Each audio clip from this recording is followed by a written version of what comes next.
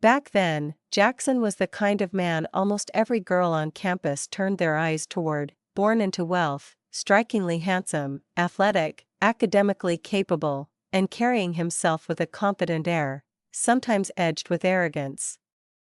He was like the sun at the center of the crowd, radiant and impossible to ignore. Among the few women who caught his attention was Clara, the proud beauty of the university. She was beautiful in a cold, untouchable way, with bright eyes that seemed to keep the world at a distance. Clara was born into a modest family. Her father passed away early, leaving her mother to raise her alone through a small market stall. Life was already hard, but fate dealt another blow. Her mother suffered from chronic heart disease, requiring expensive treatment. Because of that, Clara had to juggle her studies with part-time jobs, leaving almost no room for romance. At first, when Jackson approached her, Clara remained indifferent. She knew the gap between them was enormous, not just in wealth, but in worldview. The teasing remarks from friends whenever they saw Jackson pursuing her only made her more guarded. But then, disaster struck. Her mother suffered a sudden heart attack and had to be rushed to the hospital. The doctor said immediate surgery was needed, at a cost so high that even if Clara worked herself to exhaustion for a whole year, she could never gather enough. In her moment of despair, Jackson came to her with a proposal.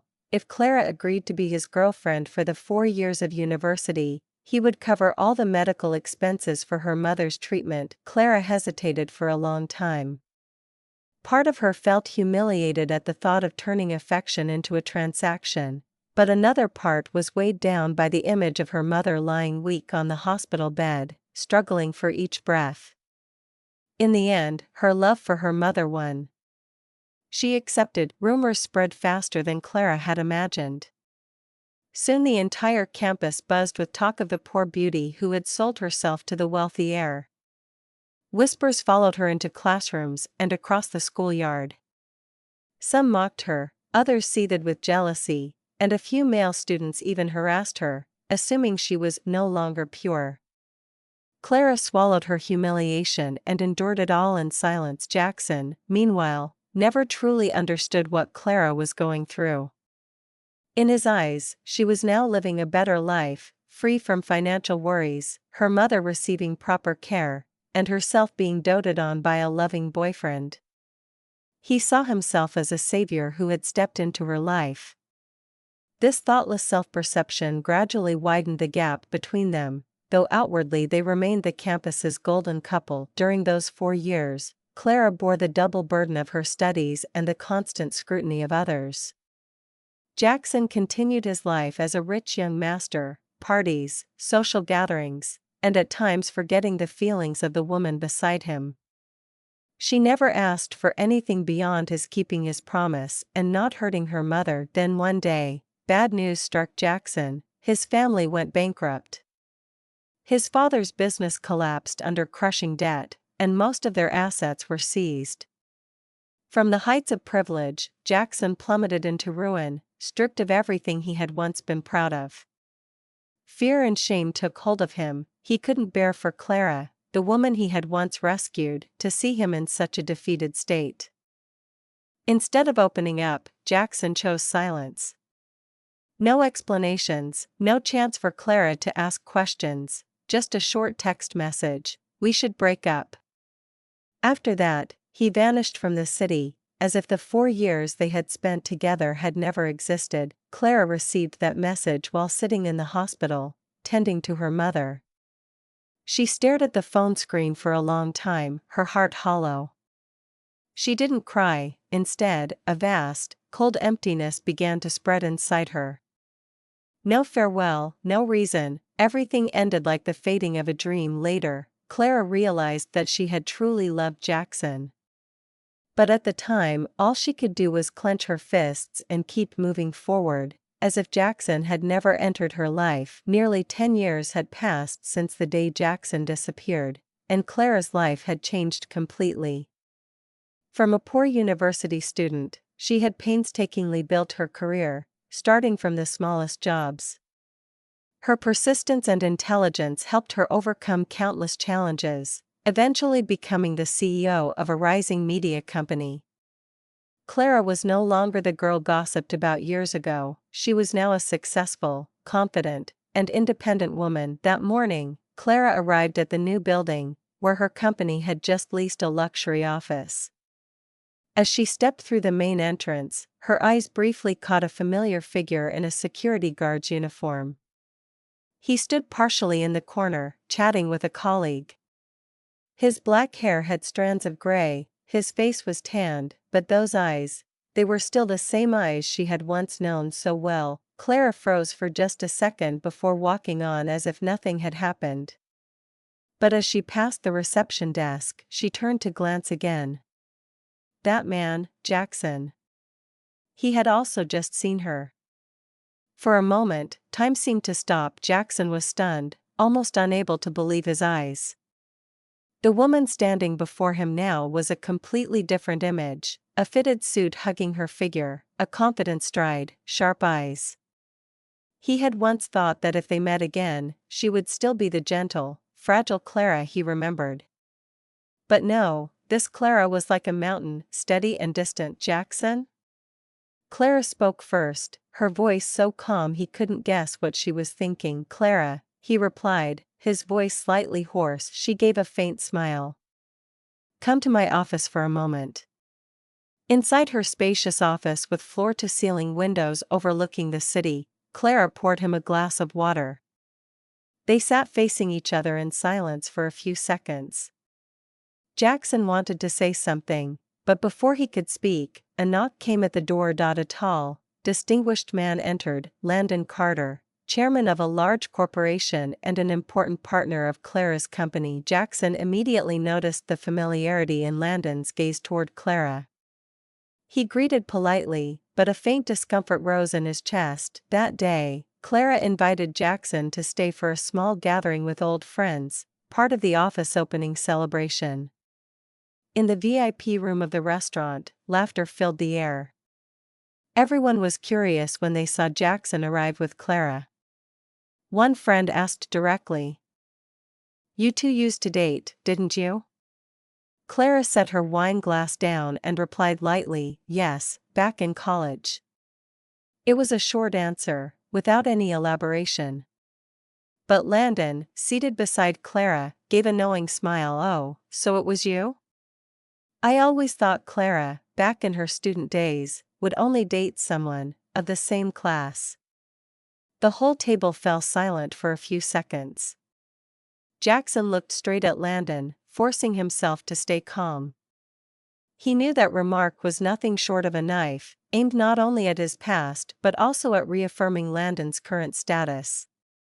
Clara tilted her head slightly, her gaze momentarily sharpening, but she still said nothing. Landon pressed on, as if to assert dominance. "So, where do you work now?" Jackson answered curtly, "This building." "Ah, convenient then. You can see Clara every day." Landon smiled, his tone carrying a hint of mockery. Clara placed her hand on the table, her voice slow but clear. "Landon, today's a reunion party. Don't turn it into a place to judge others." The atmosphere dipped for a beat. Landon laughed it off, shrugging as if nothing had happened. But inside Jackson, a complex storm brewed, part bitterness, part helplessness. He didn't know whether Clara was defending him out of politeness or because there was still some trace of the past left between them. The party went on, but amidst the laughter and chatter, Jackson could only feel the invisible distance between himself and Clara. A distance measured not just in the years they had been apart, but in everything that had changed, in both of them. That afternoon, when the gathering ended, Clara and Landon left the building together. Jackson stayed for his shift, standing near the parking lot to check entry and exit cards. The rain had just stopped, and the ground was still speckled with droplets. Landon was busy on a phone call, while Clara walked a few steps ahead. Jackson bent down to pick up a piece of paper that had fallen near Landon's car tire, but as he straightened up, his heel accidentally brushed against the door of the sleek sedan, leaving a faint scratch that was still visible under the yellow light. "What did you just do to my car?" Landon's voice suddenly rose, sharp and cold. Jackson stepped back slightly, a flicker of unease in his eyes. "I'm sorry, I didn't notice." "Didn't notice? I bought this car just last month." Landon narrowed his eyes, his tone a mix of sarcasm and irritation. If a security guard can't even be careful, what else can he do? Clara turned around at that moment, seeing Jackson frozen in place, saying nothing. She stepped forward, examined the scratch, and said plainly, "It's not serious. If necessary, I'll have someone polish it out." "Clara, it's not about the money." "Oh, but right, for you, I guess money's never an issue." Landon smiled, but his eyes carried an unspoken jab as he glanced at Jackson. She frowned slightly. "Either way, it's just a minor accident. Don't blow it out of proportion." Landon shrugged, as if letting it go. But Jackson could feel every barb in the man's gaze that night. Just as his shift was about to end, Jackson was surprised to see Clara waiting in the corner of the hallway near the staff elevator.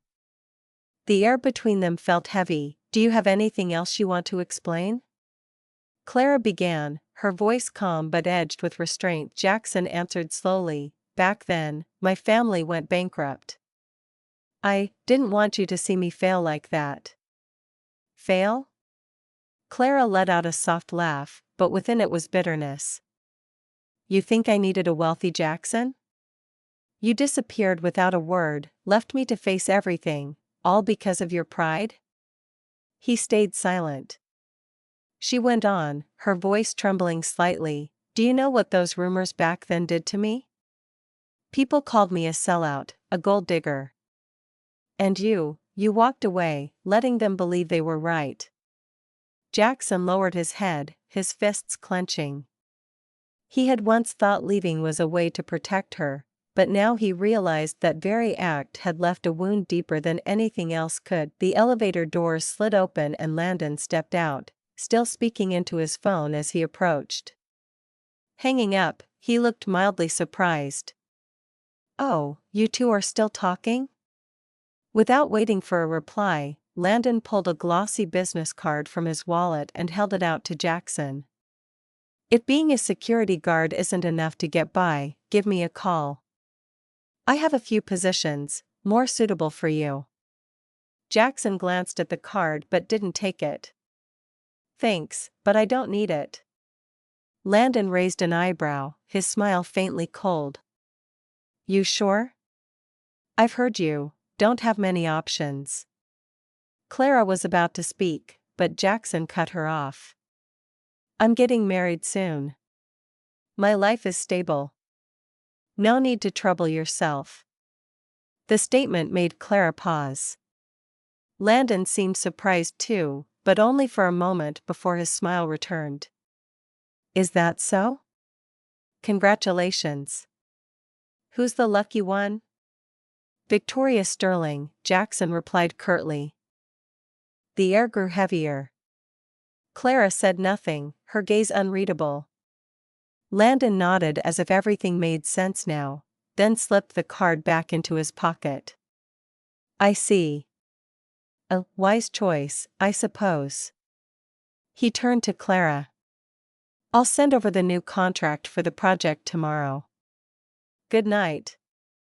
When Landon left, the space between Jackson and Clara felt denser, weightier. She looked at him for a few more seconds, then turned away without a word. Jackson remained standing in the empty hallway, listening to the fading sound of Clara's heels. He wondered if he had just done the right thing, or made the biggest mistake. His excuse of getting married was meant to sever any possibility of her caring for him again. But that statement felt like a blade. He had driven himself into the only thing still connecting them, the past. He knew that once the name Victoria Sterling was spoken, a new wall would stand between them, taller, colder, and harder to break than all the years that had passed. Clara sat in her quiet office, the warm yellow light spilling over the wooden desk. The open file in front of her remained unread.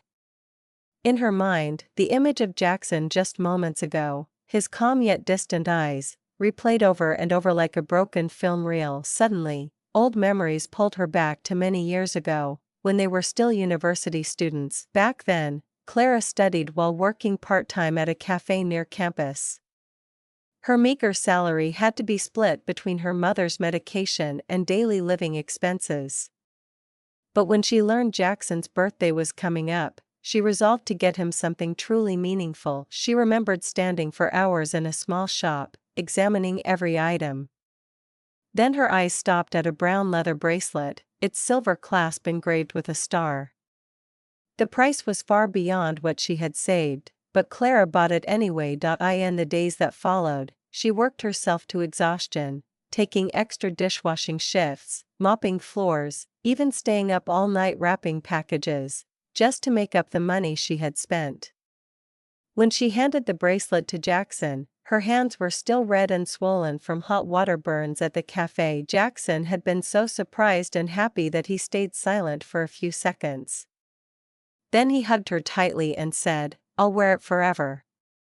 And indeed, in all the years after, whether dressed in a crisp suit or a simple t-shirt, that bracelet always rested on Jackson's wrist. It was like a mark between them, something no one could replace. Now, years later, Clara was successful and wealthy, but whenever she thought of the bracelet, her heart sank a little. A week after the tense encounter with Jackson, she happened to run into him in the company lobby. He was checking a security camera, and the old leather bracelet still clung to his left wrist. The silver was scratched, the leather worn, yet Jackson still wore it, just as he had promised years ago. Clara stepped up to him with a faint smile. "The bracelet, still there?"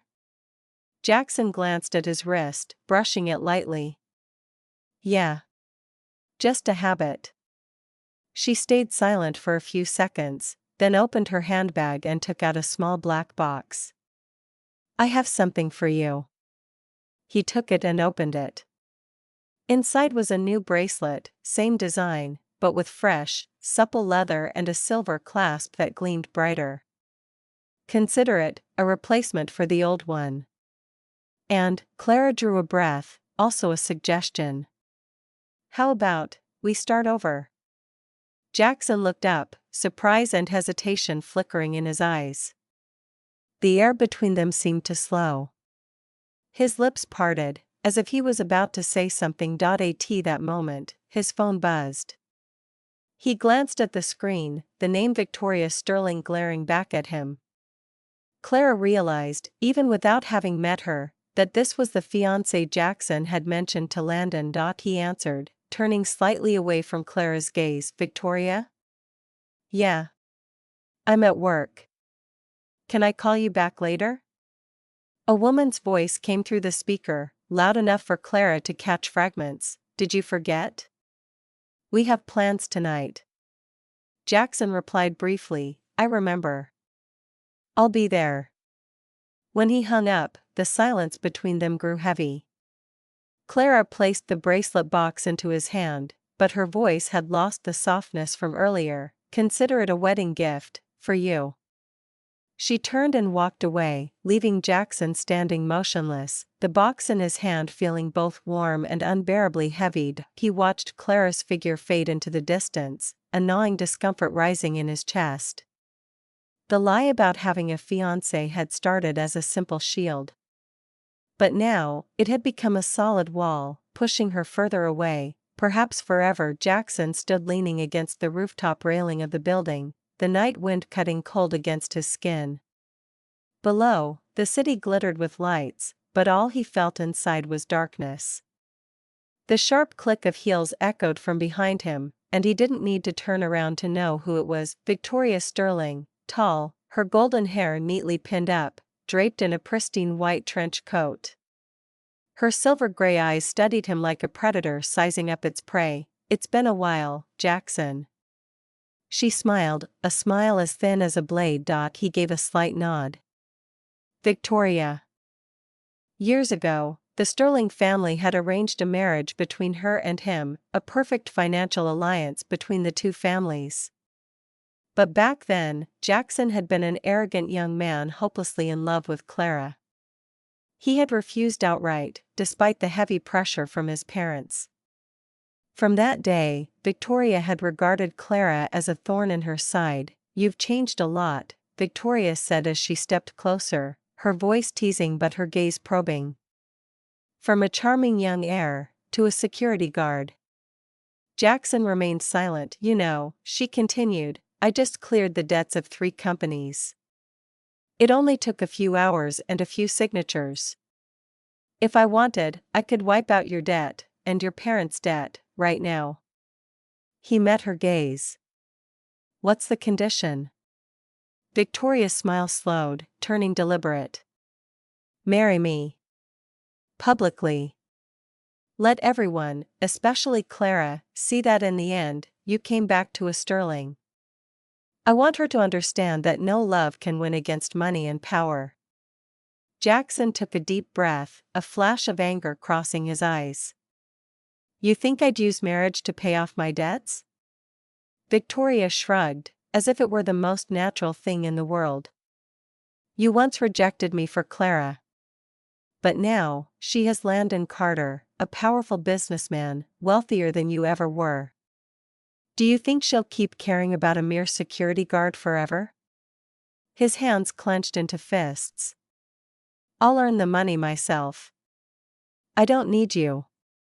She tilted her head, her voice turning icy. "Are you sure? I'm not just talking about your debt. I'm talking about the only house your parents still live in. If that loan isn't paid within 2 months, the bank will foreclose.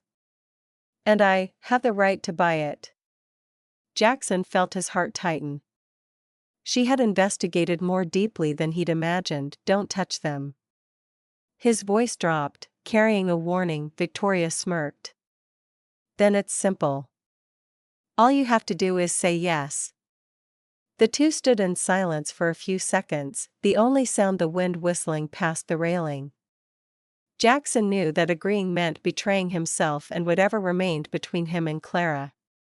But refusing could mean his parents would lose everything. He took a deep breath, then turned away. "I'll find another way." Victoria studied him for a moment longer before giving a faint, cold smile. "You're still the same Jackson as before, rather bury yourself than bow your head. Interesting.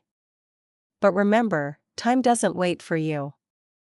She walked away, the scent of her expensive perfume lingering in the wind. Jackson stood there for a long time, his thoughts tangled like a knot.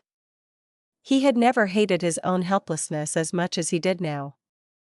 Ever since his family went bankrupt, he had grown used to shouldering failure. But this time, it wasn't just him at stake, it was his aging parents, who had no idea about the pressure he was under. Down below, Clara's office light was still on. He glanced down and caught sight of her moving past the glass door, phone in hand, looking busy and confident. Part of him wanted to run to her, tell her everything, that he had never forgotten, never stopped loving her. But another part feared that when the truth came out, she would see it only as a late, feeble excuse. From a distance, Victoria watched Jackson through her car's tinted window. Her gaze held not just satisfaction, but something else, bitterness. Perhaps, deep down, she still hadn't gotten over being rejected all those years ago. But now, she believed she had found a way to settle the score, with interest, by turning Jackson into a pawn in her power game. That evening, Jackson received a message from Leo, an old college friend, inviting him to a wedding. At first, he intended to decline. He didn't want to face the people who once knew him as the heir, Jackson Wang, only to now see him in a security guard's uniform. But then Leo said, "Clara will be there." And that alone was enough to keep Jackson from saying no. On the wedding day, the hall was lavishly decorated. Music, laughter, and the faint aroma of wine filled the air.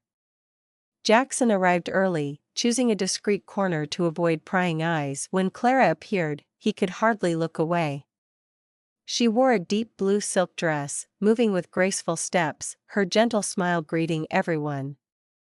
It was as if the years of distance had never existed. She still shone just as brightly as the day he first met her. He watched quietly, with no intention of approaching. But during the reception, Leo, the groom, suddenly pulled him out to the balcony for some fresh air. "You still care about Clara, don't you?" Leo asked, half teasing, half serious. Jackson frowned slightly. "Me? No." Leo raised an eyebrow. "Come on, don't deny it. Do you know what Clara did the day you disappeared?"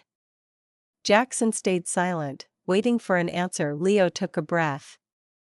"She searched for you everywhere, Jackson. Every boarding house, every cafe you used to frequent. She asked your friends, even acquaintances at your father's company. For months, she left almost no place unchecked. But in the end, no one knew where you were." Jackson looked up, his heart pounding. "You're serious?" "I am. I still remember one time Clara came to me in the middle of the night, asking if I'd heard anything about you. She'd lost so much weight, her eyes red from crying. But eventually, I guess she gave up." Jackson felt something lodge in his throat. Back then, when his family went bankrupt, he had disappeared so she wouldn't be dragged down with him, so she wouldn't have to witness him hitting rock bottom. He believed she would quickly forget him and live a better life, but now Leo was saying, she had searched tirelessly for him. "But I remember Clara once said flat out, I would never marry you," Jackson murmured. Leo shrugged. "Maybe she was angry at the time. Or, maybe she wanted to save face. But if she truly didn't care, then why would she spend months looking for you?" Those words left Jackson standing frozen. A flood of memories washed over him, afternoons they'd sat together in the library, silly arguments over trivial things, the quiet moments when she would place her hand on his shoulder whenever he was worn out.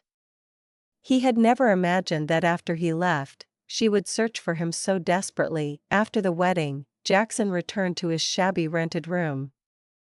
That night, he couldn't sleep. He opened a small wooden box in his drawer. Inside was the bracelet Clara had given him years ago, faded with time but still intact.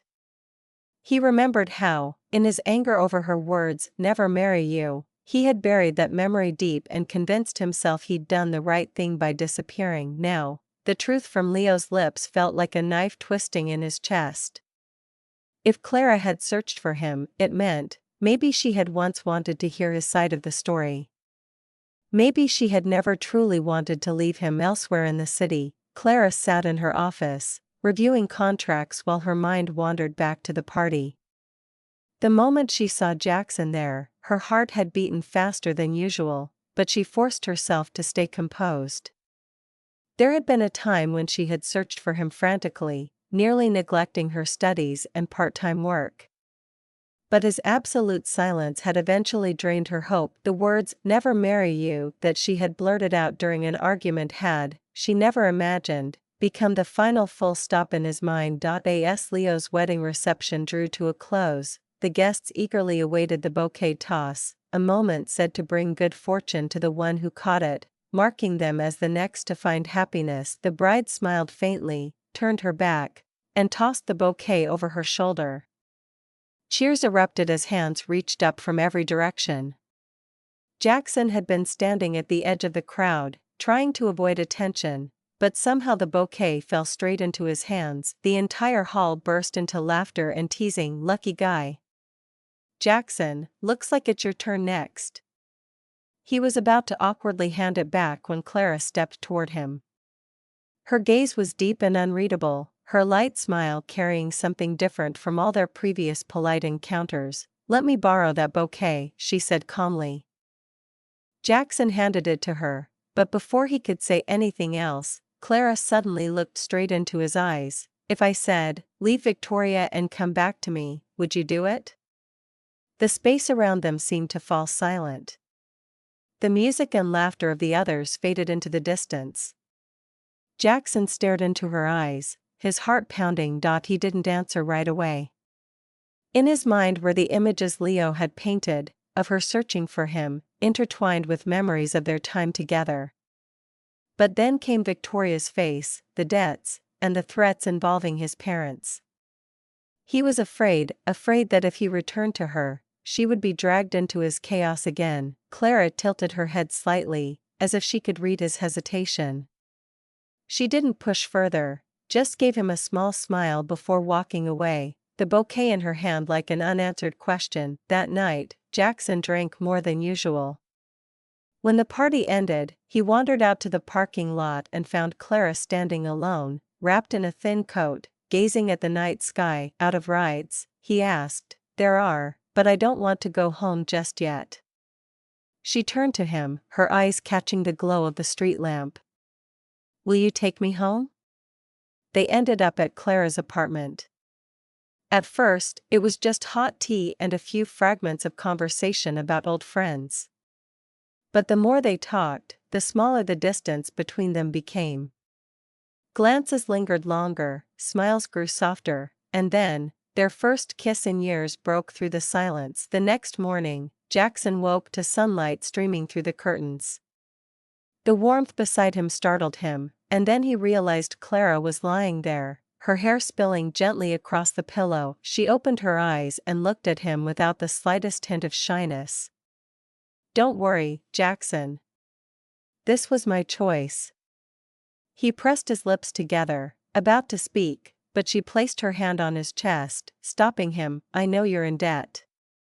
I know Victoria is using it to trap you. But I don't care. I can help you pay it off. All I ask is that you stay with me, this time, don't disappear. Jackson stayed silent for a long time. Her offer felt like both salvation and chains. He didn't want to live off her, yet he couldn't deny that his heart had softened from the moment he caught that bouquet yesterday. Clara sat up, pulling the blanket around her shoulders, her voice firm. I lost you once. I won't let that happen again. Whether you agree or not, I will find a way to protect you from Victoria. Her words made Jackson feel both warmth and heaviness. He looked at Clara and realized she was no longer the naive college girl he once knew. This was a woman who had endured enough loss and still dared to stand up and fight for what she wanted. In that moment, he knew the battle with Victoria would no longer be his alone. And the bouquet from last night, perhaps it truly had opened a new chapter, even if he still didn't know how it would end.